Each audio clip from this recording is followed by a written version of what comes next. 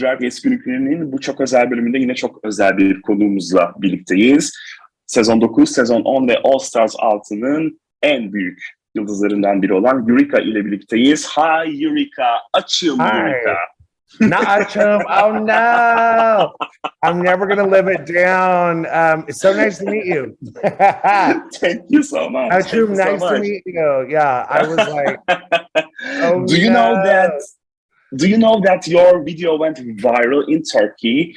Even Ümit Özdağ, a far-right nationalist party leader, shared it to criticize the government. Oh no. Well, I mean, I guess that's good in a way, right? I don't know. Yes, yes. So how was the feedback to your videos you filmed in Turkey? Well, it was wild. I mean, honestly, I was just, living my life, being way too American in another country, I guess. I was doing an Instagram just introducing the two German guys I had just met, and he walked into frame, and I was like, "Oh, hi, say hi to my friends," and I literally thought his name was Achum. I felt so bad when I found out later, but after obviously I gave him some money. I did give him $20. I didn't really know. Oh, I gave people a lot of money.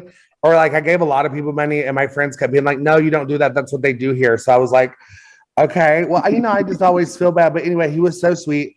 And I genuinely thought his name was Achum. So that was interesting. Well, I got back to the hotel and this was the next morning. I went to the registration to get a key and they were like, oh my God, you're Turkey famous. And I was like, oh yeah, I've been on Drag Race, I've been on TV, And he was like, no, you're like viral Turkey famous. I got to show you this video. And he like pulls it up and it was that video from my Instagram. And I was like, oh, what is that? And he was like, it's been sent to me like 10 times today. Everyone's talking about it. And then from that day on, the rest of my trip, when I went shopping, people recognized me. It was like, Achum. Yeah. I was like, nice to meet you. And they're like, ah. And all the workers at the hotel, the resort I was staying at, all recognized me and they started saying hi. And, it really actually made my visit a lot more pleasant because a lot more people started talking to me. So that was kind of nice. Yeah, I guess so. You must be already fed up with the phrase. Yeah, honestly, I mean, I guess I need to, if I ever travel to Turkey again for a show, I'm going to have a team merch for you all. Yeah. So don't worry. I'm already on That's great. So you came to our country for a dental operation. Did you come to Turkey before? No, I've never been to Turkey. This was my first time. I stayed like a week and a half. And I got my teeth done and excuse me. And I also got like a hair transplant consultation. So, I'm probably going to be back in Turkey at some point. And did you have any ideas or prejudices? No, I didn't know what to expect. Everyone that I had talked to loved the resort that I stayed at, said the food was great. That was pretty much it. And the shopping was good. And honestly, it all turned out really to be true. The shopping was great. The food was good. Everyone was nice for the most part. I mean, granted, I'm a creature. Like I walk around with like makeup done, sometimes full hair, like very female presenting. And I'm a large person too. So, I definitely got a lot of reactions from people, but I'm used to that. Yeah, I can tell in so many ways, my dear. You can't believe how similar the US and Turkey are. And you went to Antalya, I guess, right? So did you go to any other cities? No, I stayed in Antalya the whole time. All right. So please come back again and let me be your guide. You won't be sorry. Oh, I love that. Thank you. Thank you so much. So let's start with your seasons without further ado. You sadly had to leave season 9 prematurely due to a knee injury. First of all, did it heal completely? Because I know knee is very problematic when you fuck it up. I mean, it was obviously tragic, but it ended up being like the best experience for me just because, I got to have a taste of what it was like and then come back season 10 really ready. So I don't know. I just hated hurting myself, but it was a good experience. And if you had stayed until the very end, which challenge do you think you would excel in? I would say roast. I would have loved to have done the roast. I've never done a roast I've been on Mhm. Drag Race 3 times now and never got to do a roast. But I was also looking forward to Snatch Game. I was looking forward to I was looking forward to a lot of things. It was my first time ever being on TV or anything, but Drag Race was my favorite TV show. Mhm. So, who knows if I would have stayed, how it would have went down, but I felt good going into it. I would have been fine doing it, but I think I'm blessed that I got to experience another season too, Yes, exactly. And of course, your fabulous reaction to Lady Gaga. It was purely hilarious. What Oh, was it like to be so close to her? it was amazing. I had never been to Hollywood or anything. I never met anyone famous before. So it was like, and on top of it, it was Lady Gaga. And it was just kind of like that reassurance and like reminder of like that you're doing something, like you are in Hollywood, like Lady Gaga's right in front of you, and I just couldn't help but break down and just tell her like how much she had done for me in my life, like being so outlandish and different, and her music, it really touched my heart and spirit, and it got me through some rough times. Exactly. So I can relate to that. With Yeah. Mariah though, because Oh, okay. don't we all have our idols or female Yeah. idols? Mine is Mariah. Actually, I love Gaga, of course, but Mariah is for me in another level. Okay, if I start talking about that, we will yawn more. So let's go back to another No, question. I've been up since like 5 a.m. It's not your fault. I'm so sorry. I need to get some water. No, just kidding, just kidding. So thankfully you are back for season 10. Comparing two seasons, which one would you say was more difficult?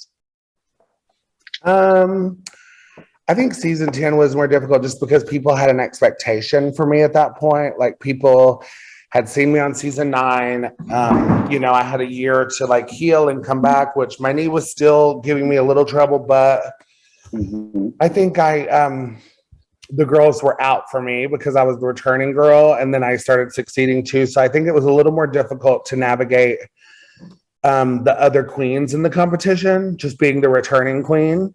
It's definitely a different feeling. Mhm. Okay. I think And season 2 was harder.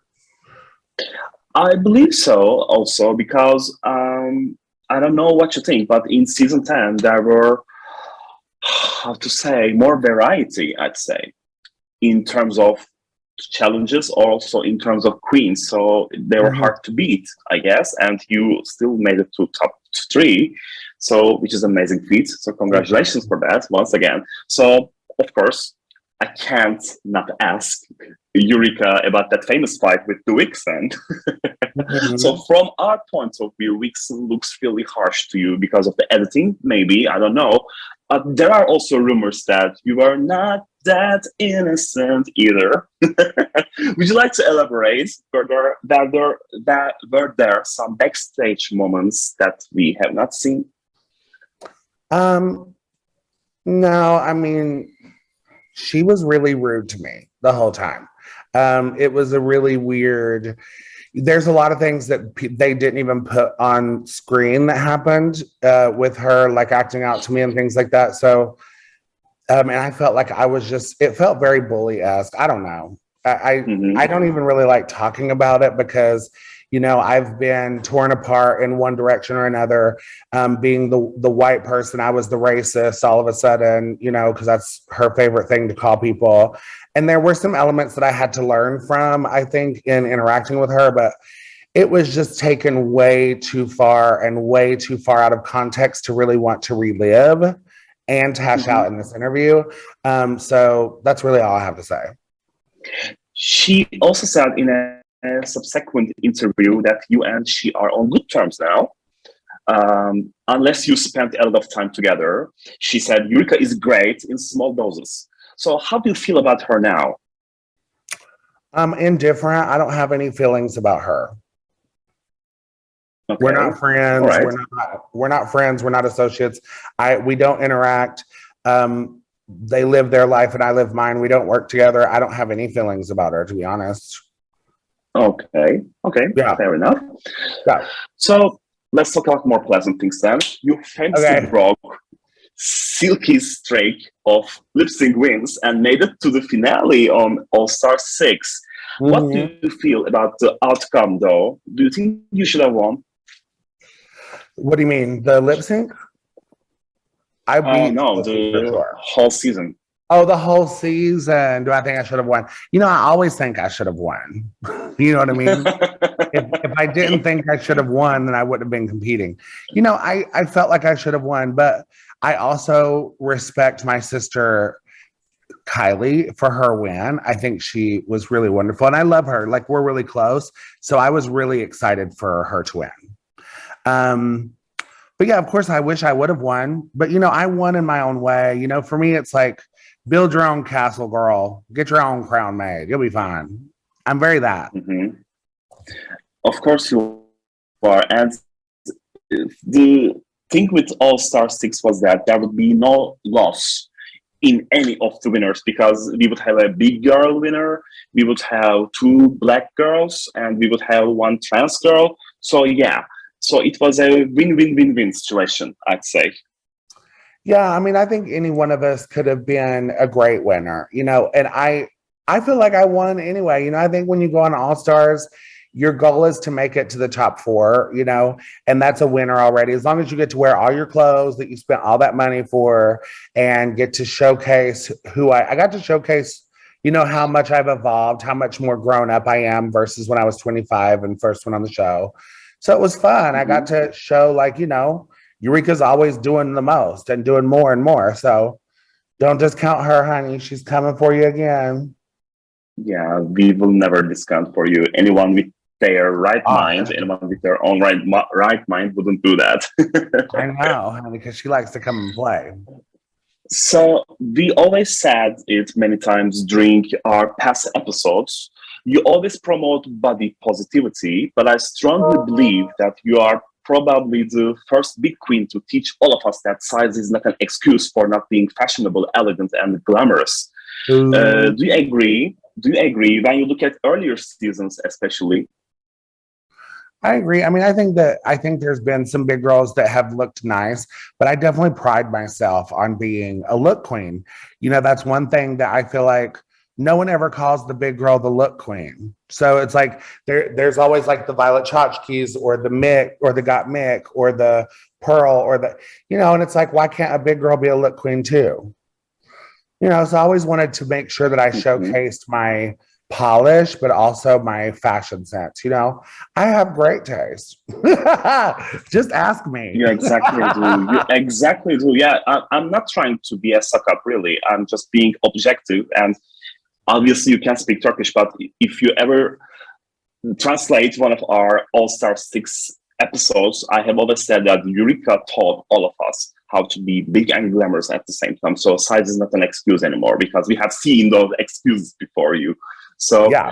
Also about, maybe it's a delicate issue, but I still want to ask you because you are famously a non-binary person using they, them pronouns, and so is my boyfriend. So you two are probably the first people to teach me that also. So would you like to elaborate on that a little bit? What is the experience for you? How you decided to come up with that, and what people should know about non-binary people? Yeah, I mean, I think living non-binary is, just what it means, non-binary, not two. So binary means two, right? And then so you say non-binary, you're saying not one of two. So you're just not male or female. There's no specific label. For me personally, some days I wake up and I feel more masculine. Some days I wake up, I feel more feminine. For me, I'm very non-binary trans female. So I lean more towards the female spectrum personally than I do the male spectrum, but I'm still somewhere in this gray area of like, I am comfortable being non-binary versus trying to be full trans female because that's not completely comfortable for me at this time. And non-binary is where I find solace and safeness with my gender because I don't know. I've always been asked like, what are you? Or, how do you want to live? But I think saying you're a male or a female also puts this amount of pressure on you to be a certain way. And I think we're owning this new wave of being non-conforming and non-binary by just owning who we are without putting the pressure of society's rules on our existence. Okay, great answer. Thank you for talking about it. We had a chance to see your beautiful mother. May her soul rest in peace. Oh, And thank you.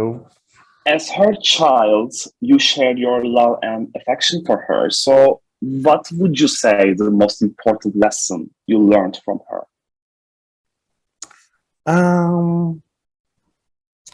You know, I think sweet. I think my mom taught me to hustle. I think my mom taught me how to get up and keep going through anything that you come across. Like, you can get through anything.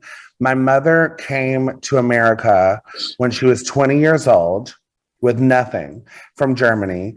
And she raised 3 kids on her own after leaving my father when I was 1. You know, she was a single mother of 3. And I never wanted or needed, I never needed anything. I always had everything I needed.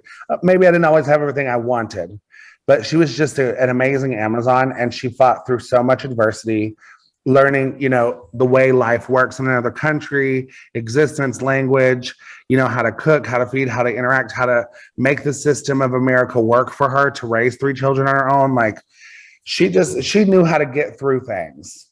So I think that's what she taught me how to do. That's great. That's amazing. And it shows, I have to say. Thanks.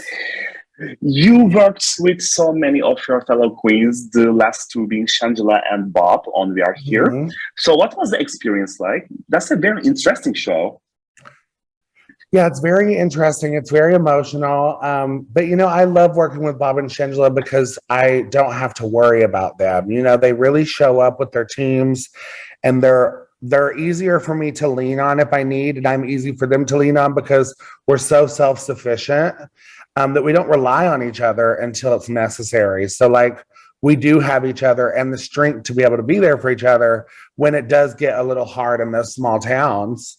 Because there are times where it's hard for us to push through, because you can get down about it, or it can be difficult working with certain people trying to get through the discrimination that happens in those towns, as well as finding the positive, you know? Exactly. And out of all the queens you have worked with, which one or ones are the ones you are feeling the closest to?